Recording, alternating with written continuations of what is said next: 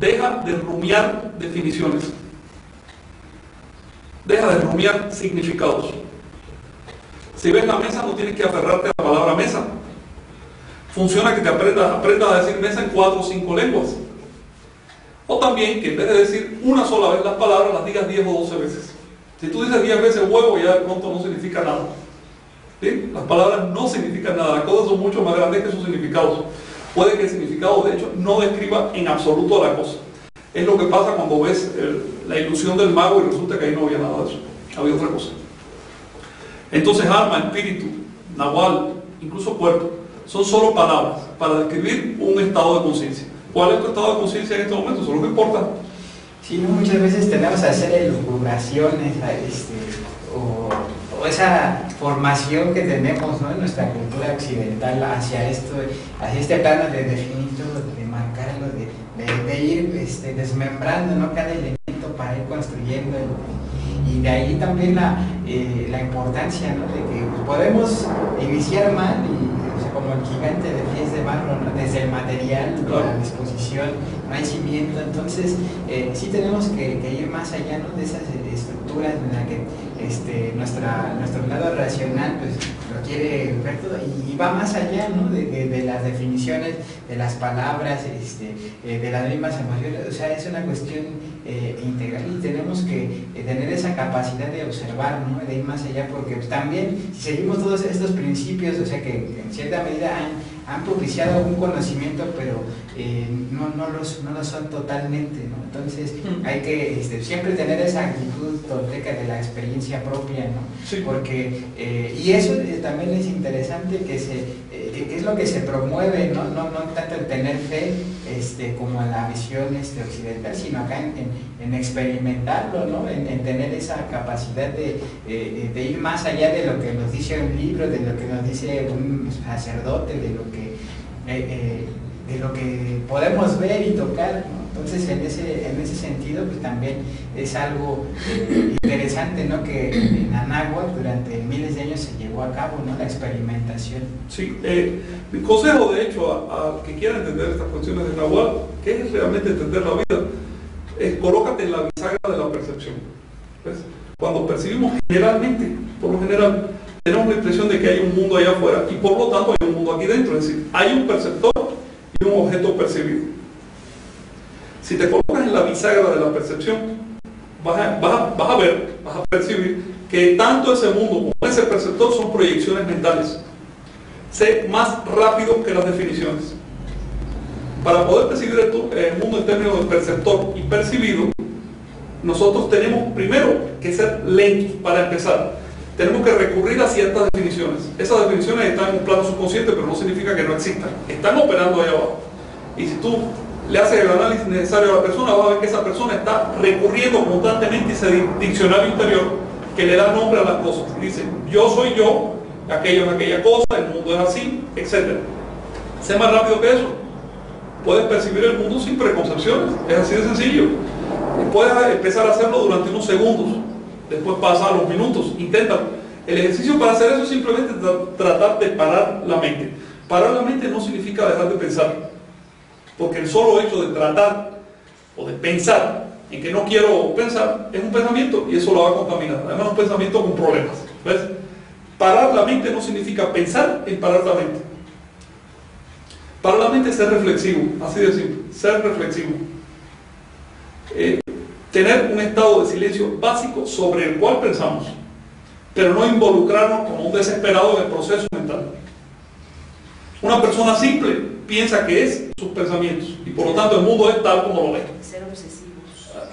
Sí, ya de ahí vienen neurosis, obsesiones, creencias y cosas así. Si eres más rápido que tus propias definiciones, si estás en la bisagra de la percepción, tú no te vas a identificar con los pensamientos. Vas a ver que los pensamientos son solo una herramienta. Puedes pensarlos o no, y puedes pensar en otras cosas. Por ejemplo, si tu rutina mental te dice Dios existe porque el universo existe, sé más rápido que esa rutina. Enjuíciala, evalúala, pregúntate, ¿será real todo eso? Te pongo un ejemplo que es pura lógica. Si Dios existe porque el universo existe, entonces ¿por qué existe Dios? Es decir, si la prueba de la existencia de Dios es la existencia del universo, ¿cuál es la prueba de la propia existencia existencia de Dios. En otras palabras, en la experiencia cotidiana sabemos que toda cosa deriva de otra cosa, ¿sí o no? ¿De qué deriva Dios? ¿Existe o no? ¿Me estás diciendo que la prueba de su existencia es el mundo creado? Entonces ¿qué? ¿Todo lo que existe necesita un creador necesariamente? Porque Dios no tiene creador. Y si me dices que no todo lo que existe necesita un creador, no cabe la posibilidad de que el universo como un todo no tenga creador. ¿Ves? Es decir, vamos a usar la palabra con un sentido común. Lo primero que te dice un creyente es esto: ¿cómo tú sabes que Dios existe? Ah, porque el mundo existe. Luego me está usando un proceso causal, es un proceso lógico, causa y efecto, ¿sí o no? ¿Cuál es la causa de Dios? Ya ahí se acabó el proceso lógico. ¿Ves? No, usa la prueba en ambos sentidos. Porque si tú me dices que no todo lo que existe necesita creador, entonces yo te sugiero que pienses en la posibilidad de que todo lo que existe no necesita creador. Es decir, usa tu mente, domina tu mente. No te dejes llevar por un proceso que es una rutina mental que además no es tuya, es una rutina implantada. Yo no conozco ningún niño que nazca creyendo.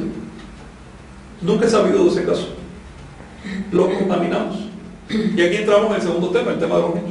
Sí, fíjate, antes de iniciar nos pregunta Eduardo Íñiguez que qué tan secreto es el tema de soñar, ¿se pierde o se disipa energía? Nos preguntan, se me hace curioso, ¿no? Como que qué tan privado es, ¿será que no es muy común? La energía no se crea ni se destruye, así que la energía nunca se pierde. Lo más que puedes usarla o no usarla. Si controlas tu sueño, la estás usando bien. Si no controlas tu sueño, es porque ella te está usando a ti. Es decir, si tú no controlas tu sueño, tienes un problema. Es como, yo no puedo usar la palabra P. Bueno, vamos a revisar. Si yo no puedo usar la P, debo tener un problema neurológico o un problema fisiológico. Algún problema hay, porque los demás sí pueden y yo no.